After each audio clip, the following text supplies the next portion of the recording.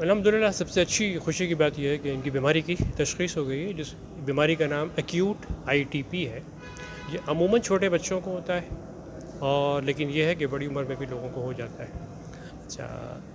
دوسری بات یہ ہے کہ یہ کینسر نہیں ہے، یہ دوسری اچھی خوشی کی خبر ہے۔ تیسری بات یہ ہے کہ قابل علاج ہے، اور چوتھی بات یہ ہے کہ ان کا بون میرو، جسے ہڈی کا گودا کہتے ہیں اردو میں، وہ اس کا کوئی کینسر نہیں ہے یہ، اور اس کی ریکوری عمومی طور پہ دو میں سے کسی ایک دوا کے ذریعے ممکن ہوتی ہے۔ ایک اسٹیرائڈ ہوتے ہیں، دوسری IVIG کے نام سے انجیکشنز ہوتے ہیں کہ جن سے ان کا علاج کیا جاتا ہے۔ یہ دوائیں ملنے کے بعد عمومی طور پہ 5 دن 4 دن میں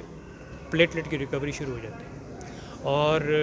IVIG جن کو مل جاتا ہے تو IVIG ملنے کے بعد تقریباً 10 دن سے 12 دن کے اندر